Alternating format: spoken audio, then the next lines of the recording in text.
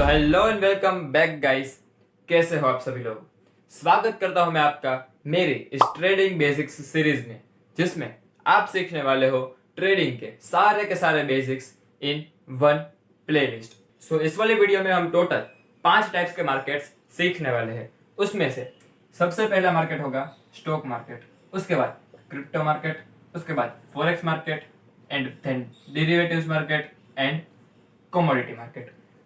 अभी इन पांचों के पांचों मार्केट्स को हम डिटेल में अभी सीखने वाले हैं। एंड हाँ, वीडियो के बीच में मैं आपको 2 सरप्राइजेस भी देने वाला हूं, इसलिए इस वीडियो को स्टार्टिंग से लेकर एंड तक जरूर से देखिएगा।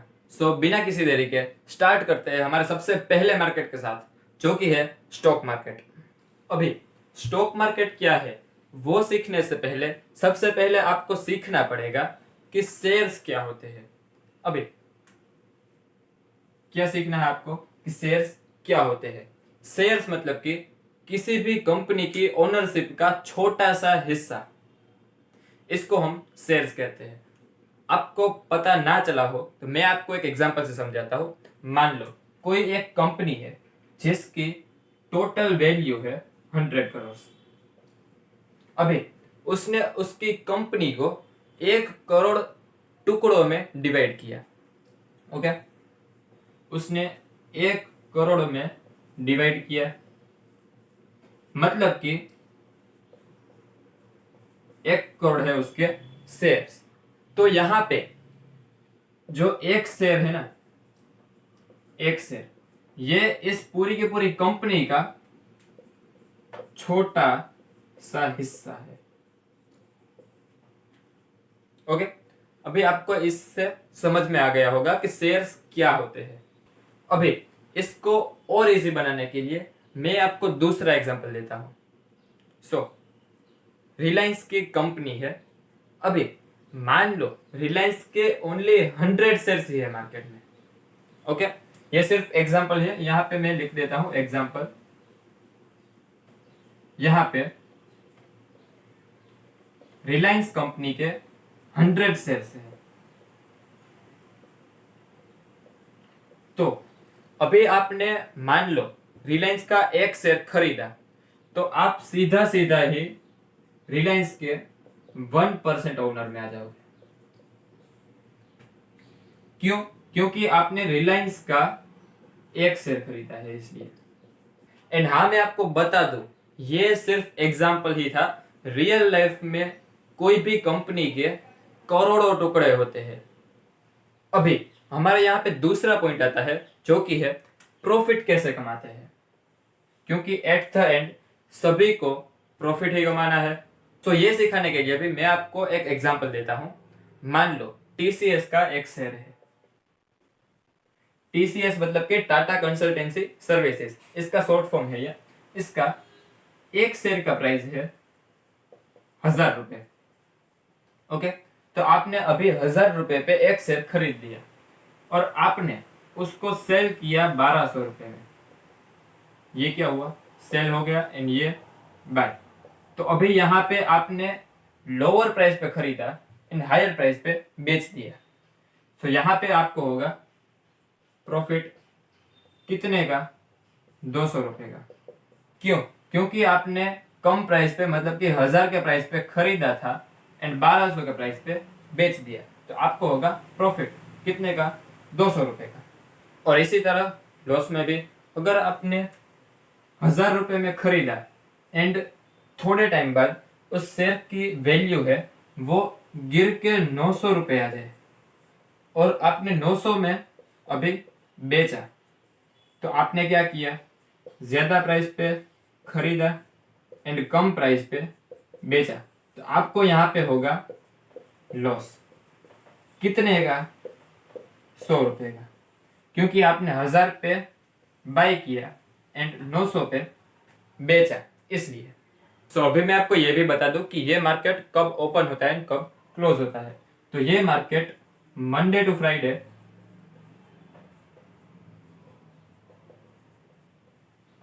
सुबह 9:15 से लेकर शाम के 3:30 तक ओपन रहता है। एंड मंडे टू फ्राइडे के बीच में कोई भी पब्लिक हॉलीडे आता है तो उन दिनों भी मार्केट क्लोज रहता है।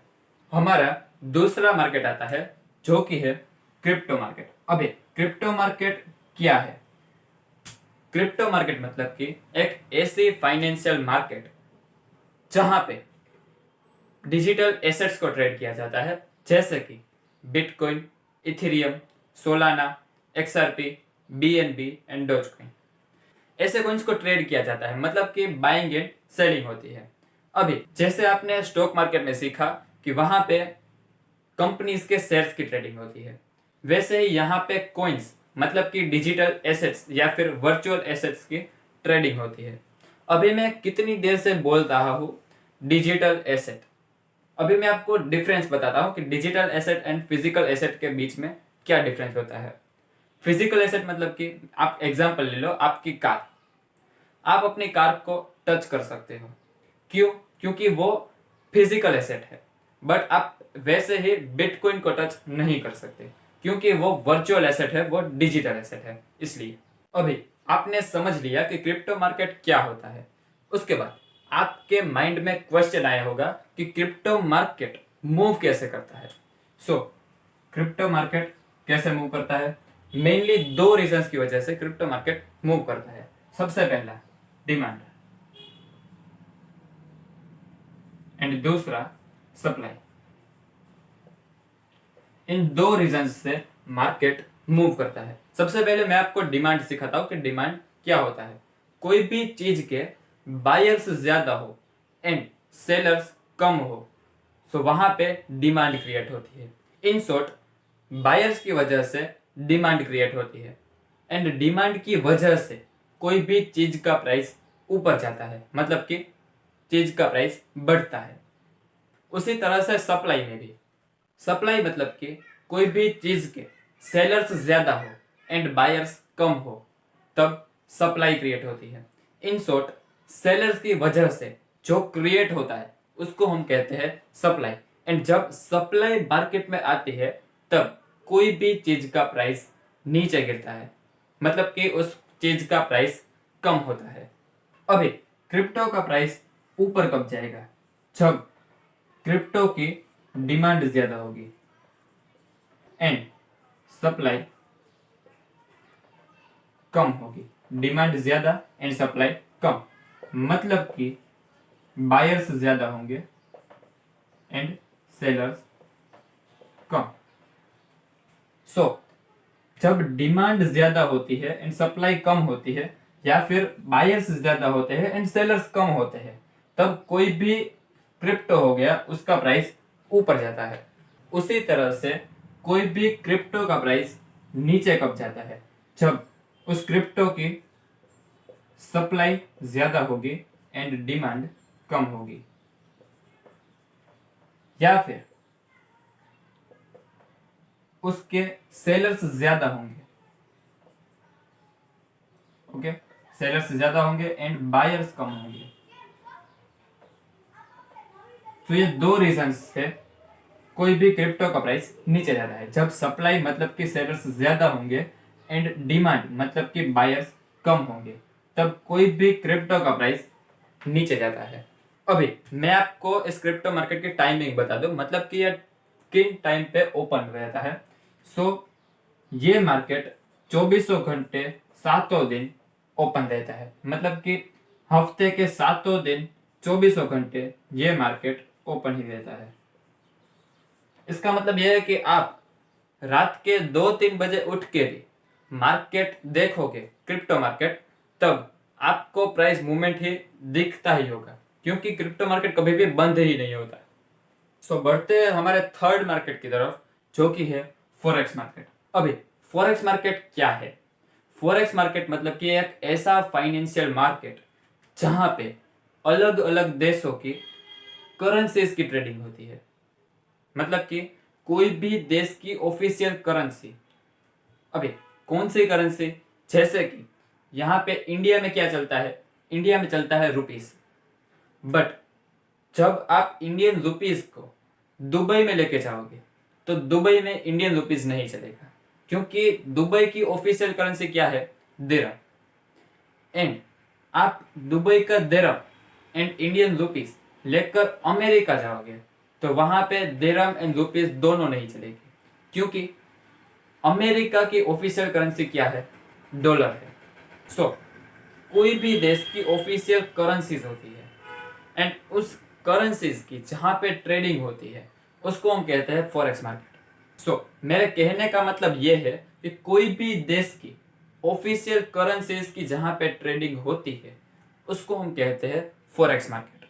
अभी फॉरेक्स मार्केट में ना पेयर्स में ट्रेडिंग होती है, पेयर्स में, पेयर्स जैसे कि यूएसडी आईएनआर, उसके बाद ईयूआर यूएसडी एंड यूएसडी जेपीवाई।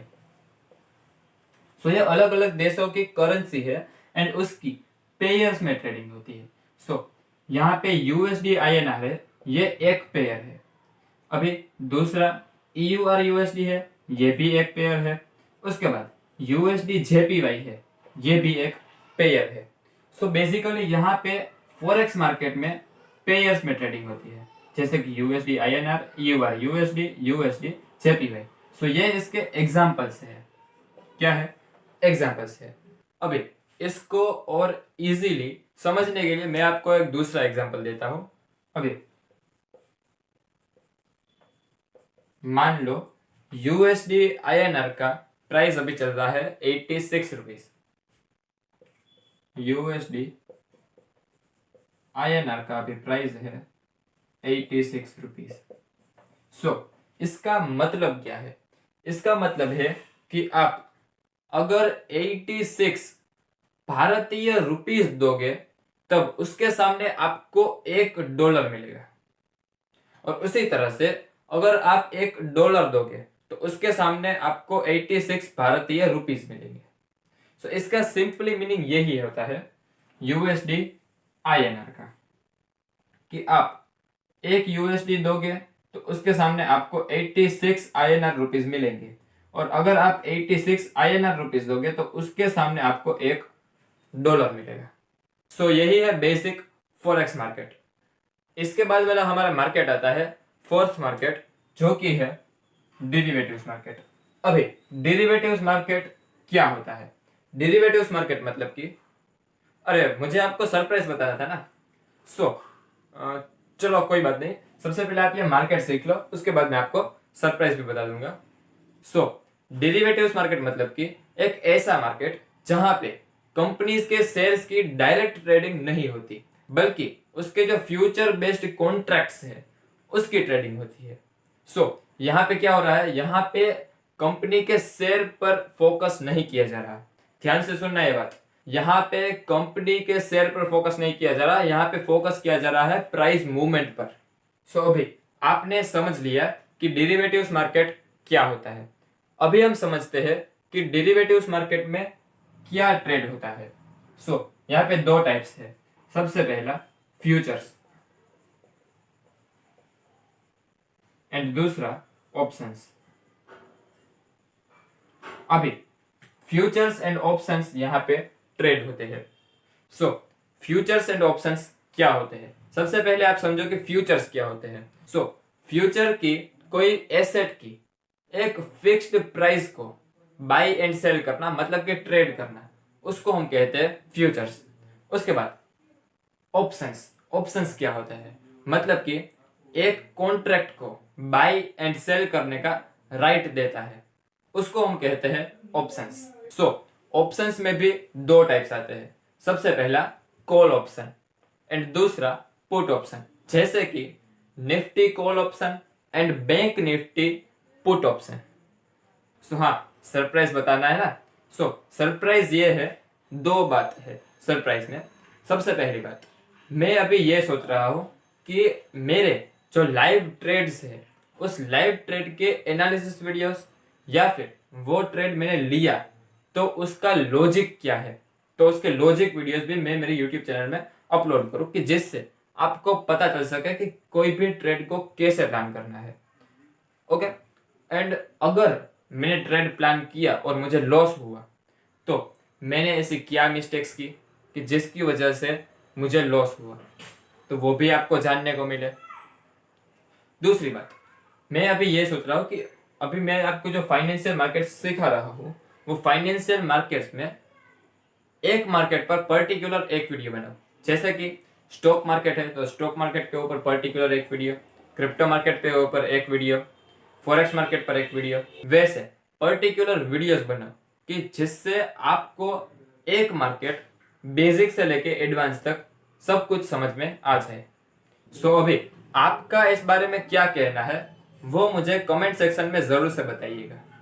सो बढ़ते हैं हमारे फिफ्थ एंड लास्ट मार्केट की तरफ, जो कि है कमोडिटी मार्केट। अभी कमोडिटी मार्केट क्या होता है?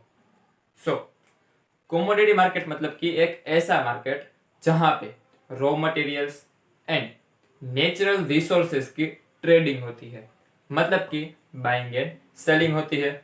सो आप यहाँ पे देख सकते हो कि यहाँ पे कोई भी कंपनीज के शेयर्स की ट्रेडिंग नहीं हो रही, या फिर क्रिप्टो कॉइन्स की ट्रेडिंग नहीं हो रही, या फिर करेंसीज की ट्रेडिंग भी नहीं हो रही, बल्कि यहाँ पे ट्रेड होता है gold, silver, crude oil, wheat, sugar etcetera.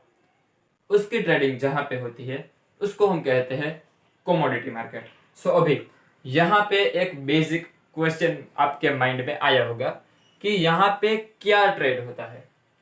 तो यहाँ पे ट्रेड होता है प्रीसियस मेटल्स जैसे कि गोल्ड एंड सिल्वर, उसके बाद एनर्जी कमोडिटीज जैसे कि crude oil and natural gas, मतलब कि जिसमें से एनर्जी मिल सके, वैसे जैसे कि crude oil and natural gas.